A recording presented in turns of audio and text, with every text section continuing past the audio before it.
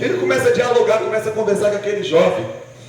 E eu fico impressionado com essa história em si, porque existem várias histórias de milagres na Bíblia, né? Um dos evangelistas, se eu não me engano, foi o próprio evangelista de João, o evangelista João, se me fala a memória. Um dos 4 escreveu num texto que, se fosse escrever tudo que Jesus fez na terra, não caberia num livro. É claro que é um exagero, né? Uma frase exagerada, mas é para a gente entender que Jesus, ele fez muitas e muitas coisas, e nem tudo que Jesus fez está escrito. Só que as coisas que a Bíblia, que a palavra de Deus deixou para nós, já impacta a gente de uma forma que a gente vê que o trabalhar de Deus é diferente com um e com o outro. E talvez a gente pense assim: mas Senhor, para mim é tão difícil, para o irmão do meu lado está tão fácil, mas você não vai aguentar a prova do irmão, e muito menos ele vai aguentar a tua. Então fica tranquilo que o trabalhar de Deus na tua vida e na vida do irmão é diferente, mas é o mesmo Deus que continua no controle de todas as coisas. Aleluia! Porque esse texto, ele me chama a atenção,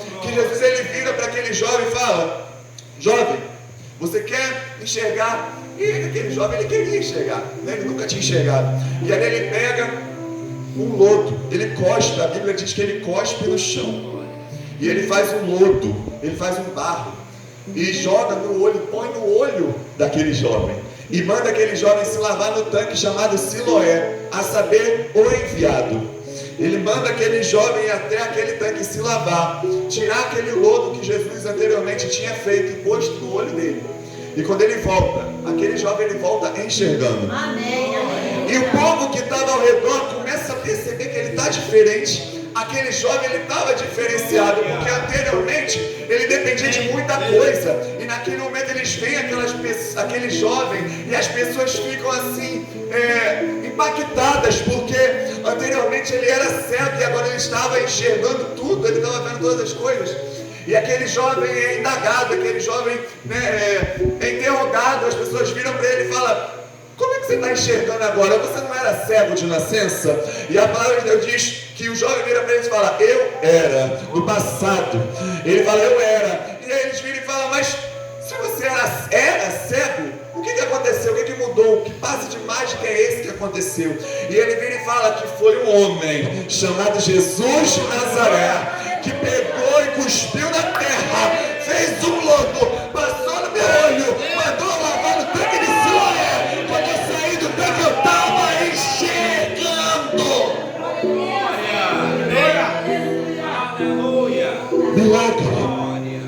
Milagre.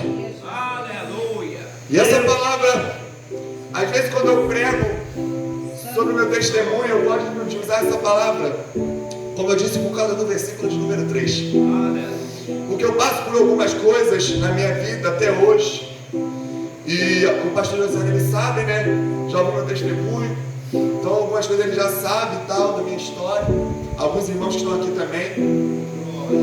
E eu vivo um milagre a cada dia na minha vida, porque pelo homem eu não estaria aqui hoje, pelo homem eu não estaria falando da palavra de Deus, pelo homem eu não teria louvado junto com a Vitória, pelo homem eu não sairia nem da minha cama.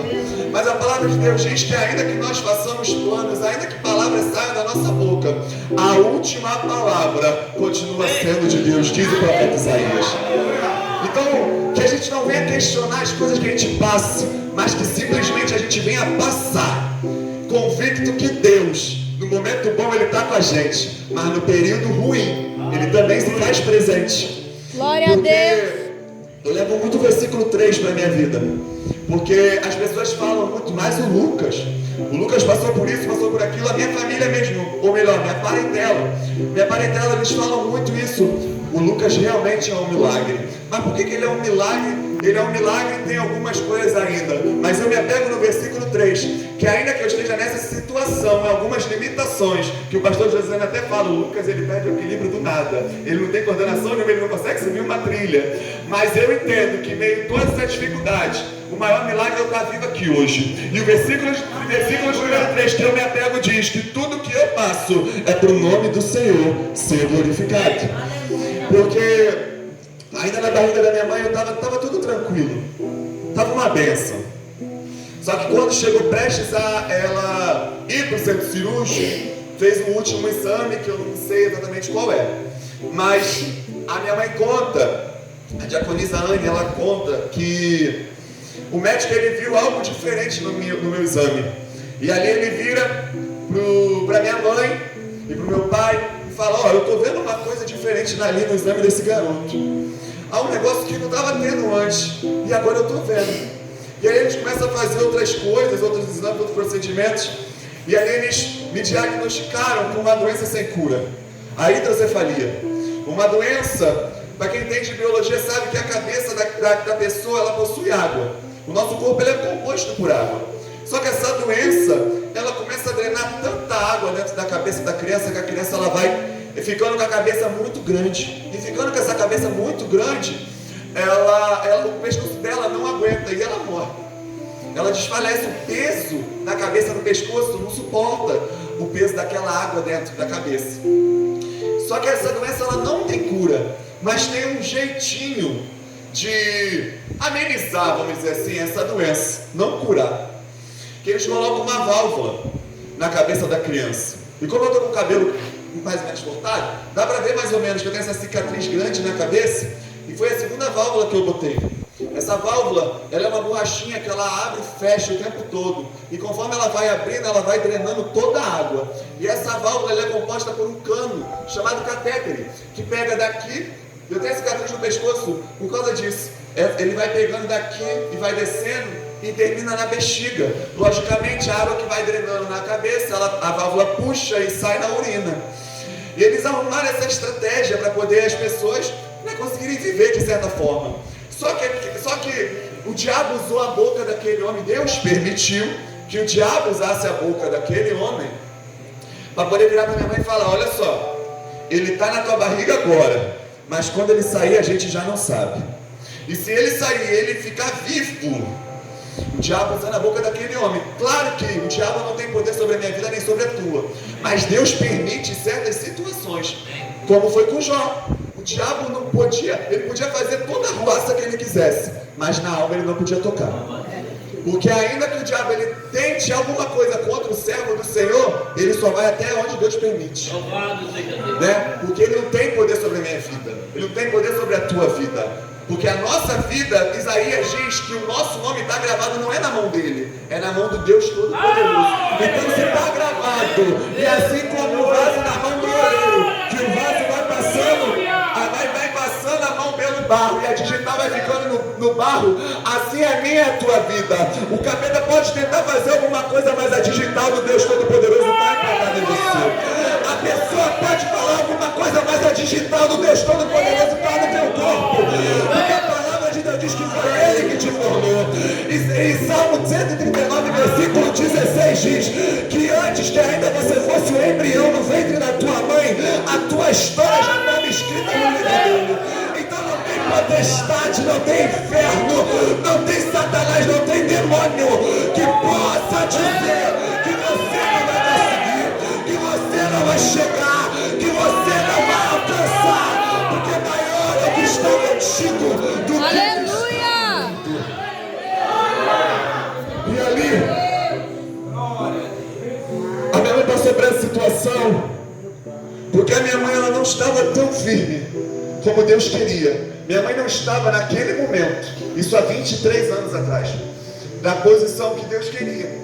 Ela ia na igreja, visitava, e se eu não me engano ia até com meu pai já, não sei direito, mas a minha mãe ela não estava totalmente firme como ela é hoje.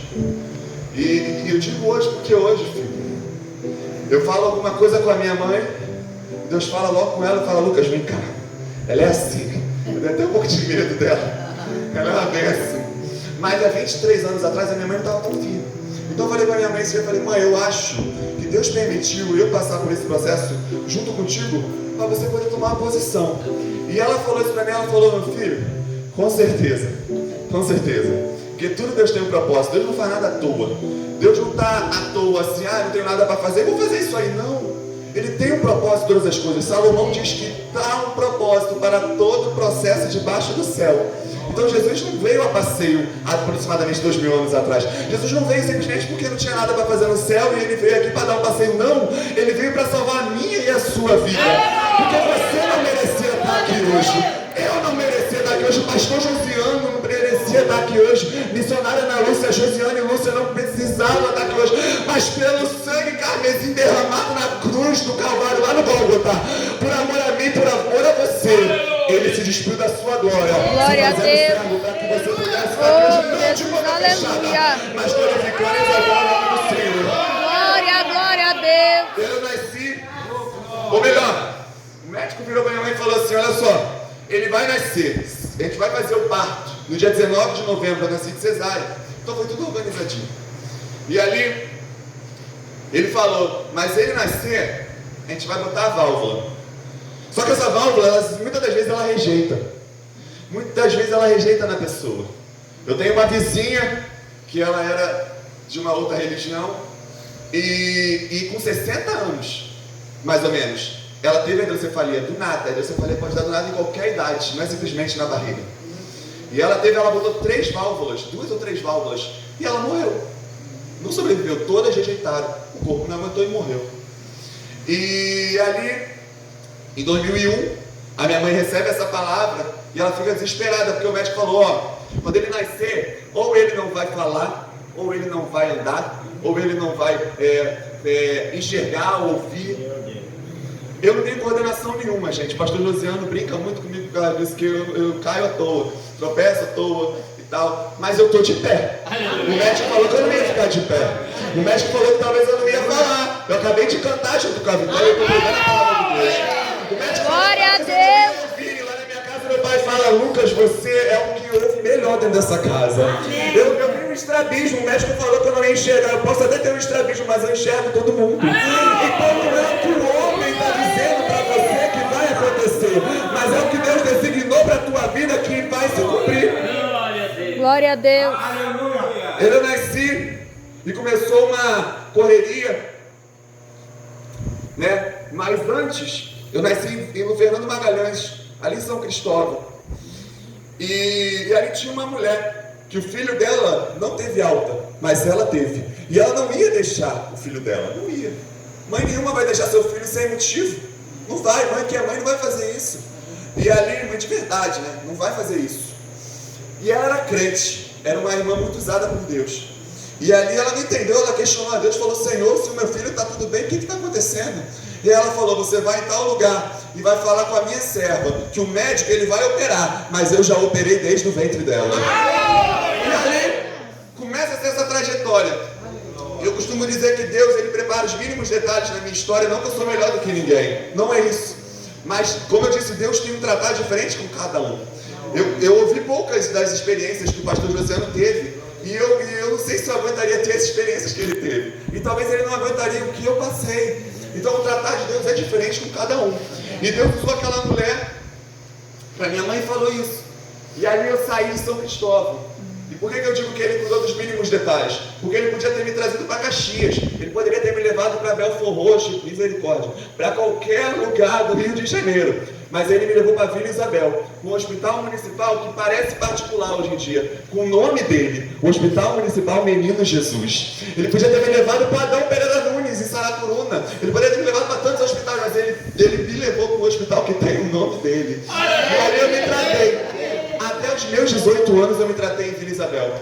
Só que começou uma correria muito grande dos meus pais. Minha mãe não teve resguardo, não teve festa. Tem um hino do irmão Lázaro que fala, ninguém fez uma festa quando eu nasci.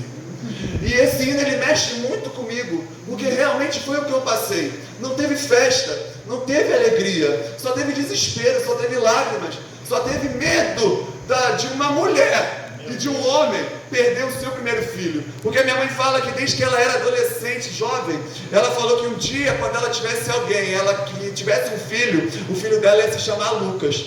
E aí ela engravida, faz todo um quarto, pinta, bota o meu nome e faz um monte de coisa, e ela se depara com uma situação onde talvez o filho dela pode morrer. E ali não teve festa, não teve alegria, só teve desespero. E ali, mas começou uma correria de uma semana, indo para lá e para cá, para poder fazer vários exames. E a minha mãe conta que não teve sossego. A mente dela não parava. E ali, minha mãe se encontra numa situação. Minha mãe se interna, né, para poder operar. E a minha mãe conta que todas as crianças do leito ali, da parte que ela estava, todas as mães perdiam seus filhos. Não havia uma criança que sobrevivia dentro daquele lugar. Então, na cabeça da minha mãe seria o quê? Ele vai ser o próximo. Porque todos, não havia exceção. Minha mãe fala que não teve exceção. Todas as crianças morriam. E ali a minha mãe se desespera, né? Mas Deus já tinha falado. Só que no período de diversidade, minha mãe não estava tão firme como é hoje. Então ela vai ficar o quê? Com a mente turbada. Ela não vai pensar em outra coisa. Ela vai pensar o quê? Meu filho vai morrer também. E ali, 15 dias depois, no dia 4 de dezembro de 2001, eu coloquei a válvula. Saí do centro cirúrgico. Só que antes de eu sair do centro cirúrgico, Deus mobilizou uma igrejinha que tinha lá no condomínio onde eu moro. Uma igrejinha lá na rua principal que dá para a portaria de caminhão. Uma igrejinha que tinha ali, Deus convocou o povo e falou: vamos orar. Vamos orar pela vida da filha e do neto, da Eunice. Deus está me incomodando a orar. E ali eles começaram a oração. Eles não tinham intimidade com a minha mãe, eles conheciam a minha avó, mas não tinha também tanta intimidade, porque minha avó nunca foi firme na presença de Deus. Mas Deus incomodou, Deus acordou o pastor, Deus acordou o irmão, e igrejas se mobilizaram. E minha mãe conta que não foi só a igrejinha do condomínio, foi uma outra igreja também. Começaram a orar do nada, não do nada, né? Deus tinha um propósito, mas na visão humana foi do nada. E eles começaram a orar e tal, e eu comecei. E eles começaram a orar, buscar, e eu lá no centro cirúrgico. E eu me apego com em Atos 12, que Pedro estava na prisão, ele estava preso, ele estava prestes a morrer. A sentença era de morte, a minha sentença era de morte, porque o homem tinha falado. Só que enquanto eu estava no centro cirúrgico, assim como Pedro, na prisão, eu estava dormindo, com a anestesia da cirurgia, e Pedro estava dormindo na prisão, porque lá fora tinha uma igreja que fazia contínua oração. E o poder que o clamor tem, se você entendesse, você orava mais. Se você entendesse o poder que uma intercessão tem, você não faltava consagração. Se você entendesse o poder da oração, você não faltava um círculo de oração. Porque quando eu era mais novo, eu achava meio chato. Eu sempre vim da igreja. Depois que eu nasci, minha mãe melhorou, né? Se firmou mais. E minha mãe sempre me incentivou, me levava para a hora nona, para um círculo de oração, 3 horas da tarde. E eu falava para minha mãe, inclusive foi na igreja que eu me batizei, pastora Cristina. E ali, eu falava pra minha mãe, mãe, eu posso ficar dentro do carro do domingo? E tá. Eu ficava, meu pai e minha mãe ia e eu ficava. Mas eu estava ali, né? Minha mãe não deixava eu ficar em casa. E quando eu ficava em casa, meu pai não ia, meu pai brigava comigo e falava: eu posso até não ir, mas tua mãe tá indo, você vai fazer o que em casa? Então minha mãe, e meus pais sempre me incentivaram e tal, né? E buscar, e ficava assim: Senhor, porque a gente busca tanta coisa, a gente almeja tanta coisa, e a gente esquece do Jeová Jireh, o Deus que provê, né? E minha mãe sempre me ensinou isso. E com o passar dos anos eu fui aprendendo que realmente é necessário buscar. Porque o clamor não é em vão. A sua oração, sua súplica não é em vão. Porque enquanto eu estava entrando no centro cirúrgico, tinha igreja orando. E quando eu saí do centro cirúrgico, eu saí como se nada tivesse acontecido. Eu saí, né, enfaixado e tal da cirurgia, mas normal. A minha mãe diz que eu nem nasci com a cabeça grande. Minha mãe falou que eu nasci normal, já nasci normal. Aleluia! Só que não é o filho deles, eles não podem mudar as coisas, né? Não podem arriscar. E minha mãe se questionava muito. Só que em 2004 minha mãe deu entrada no INSS e o médico negou o INSS. Minha mãe ficou inconformada com aquilo ali e indagou a Deus com 2 perguntas. E a primeira foi: por que se o menino foi curado, por que ele tem essa válvula? E a segunda pergunta foi: e se tu permitiu que ele ainda tivesse essa válvula, por que ele não teve direito ao INSS? Porque ainda que ele tenha sido curado, como o senhor diz que ele foi curado, pelo governo federal ele tem direito, porque ele tem uma deficiência. E ali, minha mãe foi numa igreja com a minha tia, e a pregadora que ia, já prestes a pregar, ela não conseguia começar a pregar, porque ela começou a ver uma bombinha abrindo e fechando o tempo todo, e ela não entendia aquilo ali. E ela não entendia, e ela falou: gente, alguém entende? Eu estou vendo uma bombinha que está abrindo e fechando, Deus está me mostrando que tem uma pessoa aqui dentro que está passando por uma situação dessa. E ali, minha mãe cheia de vergonha, minha mãe baixou a cabeça, e minha tia do lado dela falou: essa mulher aqui. Quando ela levantou, quando a minha mãe levantou, o rolo começou a ser desenrolado ali naquele lugar, o mistério começou a descer. E ali ela falou: olha só, na semana passada você foi no INSS com teu filho, e o médico negou o INSS. E você ficou questionando depois, falando, se esse menino tem essa válvula, por que que foi negado o INSS? E para que ele tem essa válvula, se o Senhor lá atrás disse que ele foi curado? E ali ela respondeu, Deus, da boca dela, respondeu essas duas perguntas e disse, não foi o médico que negou o INSS, fui eu que neguei, porque ele não vai ser dependente do homem, ele vai ser dependente de mim. Aleluia. E outra coisa, a válvula que ele carrega na cabeça, ele nunca vai tirar, para ele nunca, e nem você, esquecer do que um dia lá atrás eu fiz na vida dele. Glória a Deus. Porque eu tenho uma amiga que ela está afastada, eu falei isso da missionária, uma amiga que está afastada da presença do Senhor, onde ela passou por uma situação bem complicada, ela praticamente estava dando como morta. E hoje em dia, essa minha amiga que cresceu comigo lá no condomínio, ela está no mundo. E eu falo para minha mãe, eu falo inconformado, revoltado, eu falo para minha mãe, não é possível, essa garota cresceu junto comigo, ela ia para a igreja e ela não quer nada com Jesus. Então o que eu entendo? Se Deus, e ela tem uma cicatriz aqui em cima, nessa parte aqui, e muito grande, e por ela, eu falo pra minha mãe, eu falo, mãe, se Deus deixando marca, a gente quer esquecer, imagina se Ele não deixa certas marcas na nossa vida, né? Mas no momento a conta chega, deixando marca ou não. Mas por que eu estou te dizendo isso? Não questiona os processos, não questiona as provações, mas viva. O apóstolo Paulo fala que você tem que ser firme, tem que ser constante, tem que ser abundante. Não adianta você só ser firme. Nossa, eu estou aqui, eu estou firme, estou indo para a igreja todos os dias, estou indo, pelo menos lá na Fonte do Renovo de Caxias, estou indo no domingo, na consagração, estou indo à noite, estou indo no domingo, ali numa empresa para você bater cartão, ali é um culto para você entregar o melhor para o Senhor Jesus. Você não vai para entregar culto para pastor Josiano, para pastor Jair, você vai para entregar para um pastor chamado Jesus de Nazaré. E ali eu falo para minha mãe, meu Deus, como pode? Mas tudo tem o seu tempo, né? Mas eu sei que eu estou firme.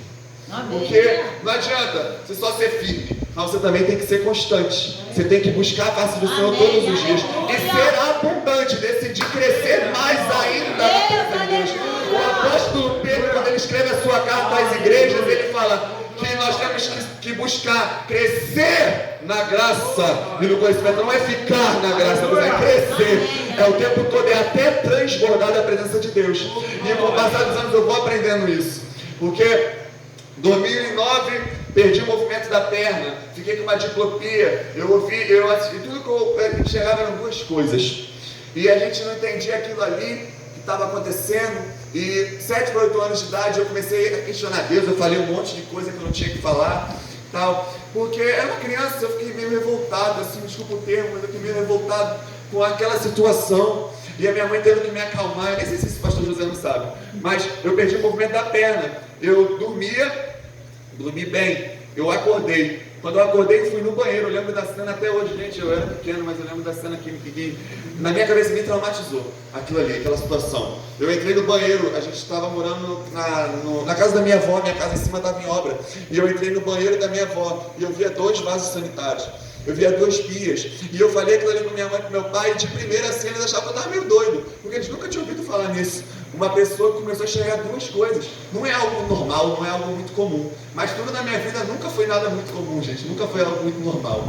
Porque uma vez eu vi uma frase no Facebook que dizia que não tem como você ser normal crendo no Deus sobrenatural. Não tem como você querer viver na mesmice se seu Deus ele pode fazer grandes coisas. E Ele permite a gente passar por tantas coisas. Não para a gente morrer, mas para aperfeiçoar o caráter dele dentro de nós. E ali eu passei por essa situação e a gente foi para o hospital com o menino Jesus. E um dia eu estava andando e no outro eu me deparei numa cadeira de prata, porque em 2009 não tinha cadeira acolchoada naquele hospital. Numa cadeira de prata, indo fazer exames para tomar banho, para poder fazer fisioterapia, indo para fisioterapia, fazer um monte de coisa. Eu perdi o movimento da perna, eu parei de andar e tudo que eu enxergava eram 2 coisas. Não me lembro a fundo o que aconteceu ali dentro, mas dessas coisas eu me lembro. E foi uma situação complicada, e eu tinha uma fisioterapeuta que falava que eu estava de frescura, que eu conseguia me esforçar mais. Como é que alguém que perdeu o movimento da perna vai conseguir se esforçar fazendo isso aqui? Isso não existe. É tudo aos poucos, é tudo muito devagar, porque eu não estava enxergando como todo mundo enxerga.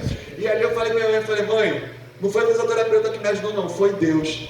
Porque eu fui tentando e aos poucos eu fui recuperando.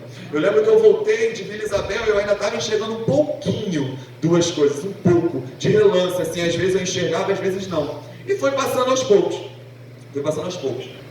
Só que em 2017 eu já estou terminando, gente, que eu não sei nem que horas são. Vitória está... Misericórdia, Jesus. E ali, em 2017 eu me deparo com essa situação de novo. Eu ensaiei para o casamento do meu líder, a gente ensaiando para poder apresentar no casamento dele. E chegou no dia do casamento dele, eu acordei enxergando duas coisas de novo. E aquilo ali me bateu uma angústia, um medo de eu parar de andar e de acontecer tudo de novo que tinha acontecido antes. E eu entrei em desespero. Mas uma semana antes de isso acontecer, eu estava com uma dor de cabeça insuportável, onde doía o meu corpo todinho, doía tudo. Até hoje eu não sei, raramente hoje em dia eu fico com enxaqueca, e quando eu fico com essa dor no corpo também. Até hoje a gente não sabe por quê. Mas naquela semana eu fiquei assim o tempo todo. E fazia tratamento, e tomava um monte de remédio. E eu tomo Neosaldina. Quem conhece Neosaldina sabe que é um remédio forte. Que é um remédio que até abaixa a pressão. Nem todo mundo toma Neosaldina porque ele é forte. Mas eu e minha mãe, a gente só passa dor de cabeça com esse remédio. Só passava. E ali não acontecia nada, melhorava. E no dia do casamento do meu líder, eu acordei com essa diplopia de novo, essa dupla visão. E ali a gente foi, e meu pai ele ia dirigir o carro para poder levar a esposa do meu líder para o casamento. E ali ele se depara com essa situação que eu estou mal. E ele vira e me fala: Lucas, eu vou levar a Débora para o casamento, só que você fica em casa, você, tua mãe, o Samuel, a gente não vai para o casamento. Eu falei: não, eu vou para o casamento. E eu lembro de uma cena que a minha outra líder, ela que me socorreu, eu levantei da mesa e eu estava enxergando a pilastra aqui. E eu estava indo assim. Só que quando eu fui assim, eu cheguei na porta, na cara da pilastra, a minha líder, ela me segurou. Mas na hora que ela me segurou, eu vi certinho que realmente a pilastra não estava aqui, a pilastra estava aqui. E eu estava indo para bater de cara com a pilastra. E ali eu passei por aquele constrangimento ali naquele casamento, e eu fiquei muito mal. E eu apresentei ele junto com os outros jovens. A minha amiga Gabriela até fala que eu pisei no vestido dela umas 1000 vezes, porque eu estava... Oh, Lucas, meu Deus, só você mesmo. Você tá todo mal, mesmo assim, cansado. Eu falei: vou porque eu ensaiei. Eu não vou parar. Eu não vou. Aí ela: você é doido. Eu falei: doido, filho. Loucura é para quem está no mundo, mas para quem está dentro da presença de Deus é poder de Deus. Então eu não vou parar aqui no que Deus colocou na minha mão por causa de alguma coisa. Não vou. E ali no dia 16 de janeiro, no outro dia, 16 de janeiro de 2017, eu me internei. Em 2009, fiquei 15 dias internado. Em 2017, fiquei 9 dias internado. E ali começou uma trajetória e eu não entendi aquele processo, mas depois eu fui entender. Ali tinha jovens que precisavam ouvir, ali tinham mulheres que precisavam ouvir. Tinha uma jovem ali naquele hospital que ela estava com uma doença que a minha mãe podia pegar se ela encostasse. Mas Deus incomodou minha mãe. Lá no leito onde a gente estava, ele falou: olha só, você vai orar pela jovem que está precisando de uma oração. Deus nem mandou ela encostar. Mas ele foi lá e mandou orar, porque ninguém queria, tinha um monte de crente ali omisso dentro daquele lugar, e ninguém queria orar pela menina. Mas a minha mãe foi, minha mãe orou, não pegou doença nenhuma. Mas por quê? A obra do Senhor tinha que ser feita. Porque às vezes a gente fala: mas Deus não usou, o profeta usou o outro, mas o profeta que Deus queria usar não quis ser usado. E a obra de Deus vai parar por causa disso? Não vai parar. E ali tinha um jovem que era crente dentro daquele leito. Estava meio assim, mas era crente. E tinham 2 jovens que eram afastados. Um deles, eu perdi o contato, mas o outro eu mantenho o contato até hoje. E esse jovem que eu mantenho o contato, ele falava: Lucas, você está com uma dor de cabeça insuportável na tua cabeça. Eu só estou aqui porque eu tenho diabetes, a minha glicose está muito descontrolada, eu tenho que ficar tomando insulina o tempo todo. E o tempo todo que você está cantando, ou melhor, o tempo todo que você está aqui, você está cantando e está lendo a Bíblia. Porque na igreja que eu congregava, a gente tinha um propósito que eu só podia mexer na internet depois de ler um capítulo da Bíblia. Foi assim que eu li a primeira vez a Bíblia. Eu guardo até hoje a minha Bíblia disso, porque me marcou, né? E a gente estava nesse propósito, e para eu ver o que o povo me mandava mensagem, eu tinha que ler a Bíblia. E eu lia um pouquinho, vinha dor de cabeça e eu parava, voltava a ler de novo e parava. E ali, por essa situação, e quando eu parava e conseguia ler, eu começava a louvar, e um louvor que eu gostava muito era do Thales Roberto, que diz: que mesmo sem entender, e mesmo sem eu entender,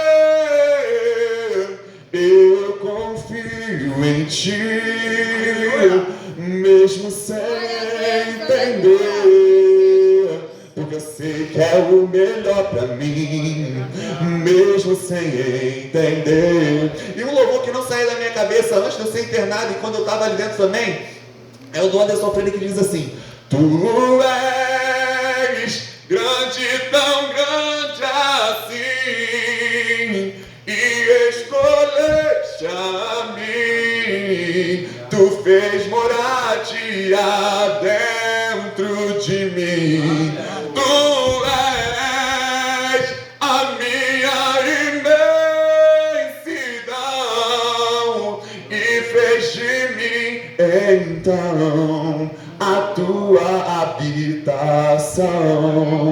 E o João Vitor, ele escutava eu cantando esses dois louvores, e uma vez ele virou para mim e falou: Lucas, se ele mora dentro de você, se ele é grande, se ele é todo poderoso, ele estava afastado, e a mãe também, se ele é tão poderoso, o que você está fazendo aqui dentro?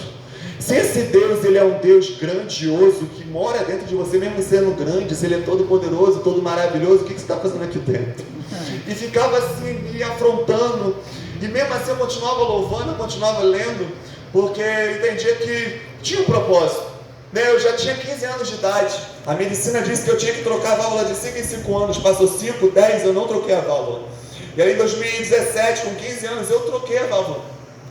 Só que aí eu entendi depois o propósito de Deus. Eu já vou falar e vou encerrar.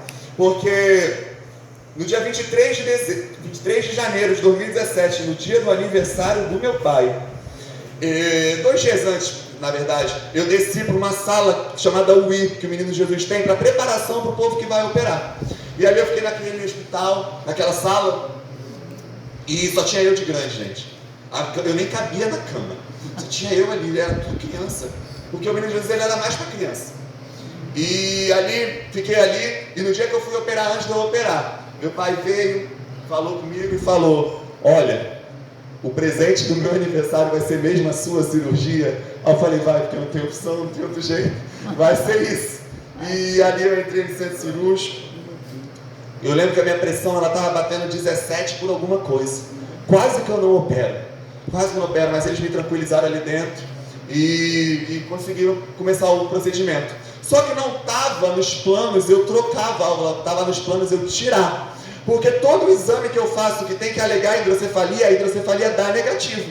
Então como é que em 2001 o médico deu o diagnóstico de doença se quando eu nasci e até 15 anos nenhum exame dava hidrocefalia? Como é que é isso?